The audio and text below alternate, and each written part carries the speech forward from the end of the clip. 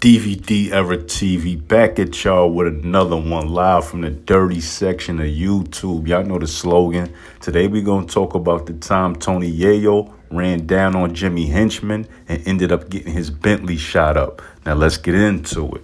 Now, during the game and 50 Cent beef, there were a lot of incidents going on in the streets that a lot of people don't know about. A lot was going on in them streets between the two crews. You know what I'm saying? And what's special about this particular story is I was in attendance at the Apollo while this was taking place. Now let's get into it. Even though me and my partner was there that day, passing out mixtape CDs, networking, and hanging out outside, when the commotion happened, we didn't have no clue on what happened. We didn't know what was going on. We were just spectating. But if you follow up the whole Jimmy Henchman case, there's a witness that explains everything that happens. And according to him, he came there with Jimmy Henchman and a few of Jimmy Henchman other people. And they was outside waiting. Now, this day was really cold, and he says that too. It was really cold this day, so, they was outside waiting for the person that Jimmy Henchman came to see, and dude was taking too long, so they decided to go inside. As they was going inside, it was a big commotion because Yayo was coming inside at the same time, and then security and everybody was like, the units in the building, and I remember that, but I didn't know what was going on. I just thought they bum rushed up Apollo. They were just going to walk past the metal detectors, and it is what it is. They was on a bully. That's how I looked at it. So Jimmy Henchman goes to approach Yayo like, yo, what's up? Yayo says, yo, like, what's up with your homeboy? What's up with Game? This is my brother 50. And one of the dudes that was with Jimmy Henchman is like, yo, he's the game manager. He ain't got nothing to do with that. That's beef between two rappers. He's just the manager and whatever. So now as Jimmy Henchman and his people went through the metal detectors or whatever, they're heading in the Apollo. They end up by the bar. They notice some of Yayo people followed them.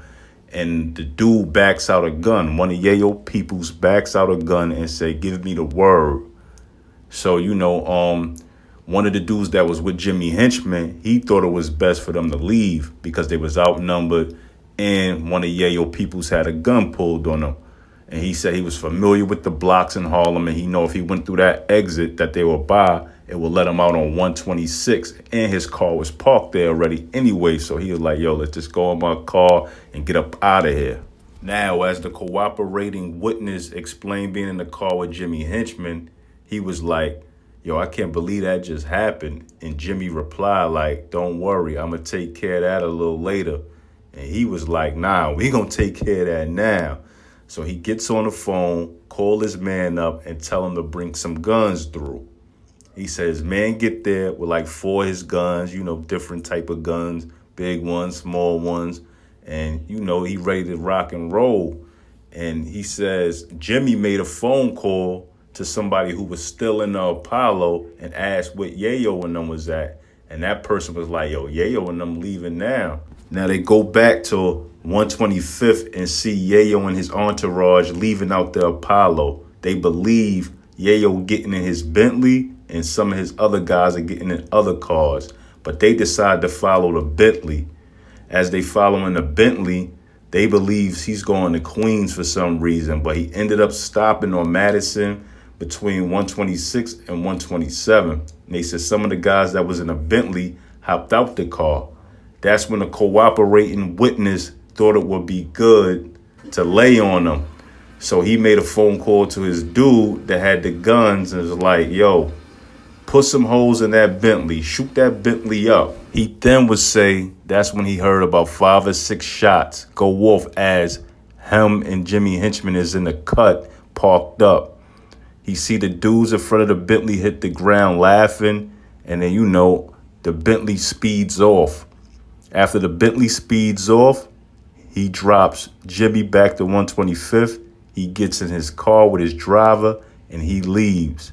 He said they didn't speak about the shooting, but he said to Jimmy like, yo, that'll teach them about pulling out guns and not using them. Now, what's even crazier about this story is they found out somebody was hit in that Bentley that they shot up.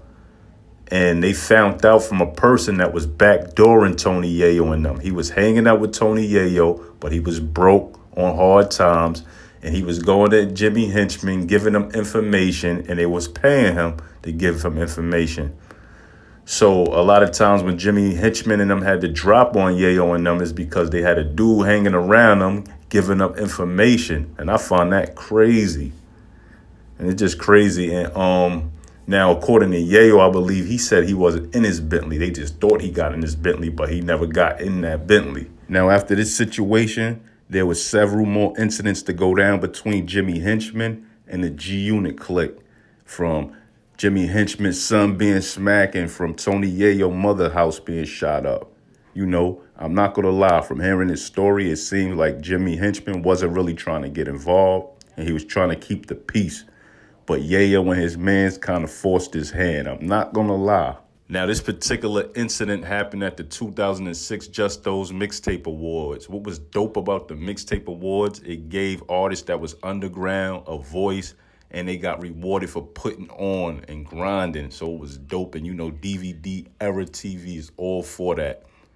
Now, another thing I wanted to touch on that was crazy about this story was the fact that it was a person in Yayo's crew giving up info to Jimmy Henchman. And that's how a lot of these rappers get killed. Even to this day, they get backdoored, they get robbed, and lose their life because it's always a disloyal person that's hungry, need money, that's not being taken care of, and they give them up. Know what I'm saying? But anyway, hop in that comment section. Let me know how y'all feel. I got more content coming. I'm trying something new on the channel. It's not going to be just beef videos. It's going to be, you know, like mini documentaries on certain legends in the game, certain legends in the street. I want to see how y'all like that. So I'm going to try that out. But anyway, like, comment, subscribe, hit that notification bell. One.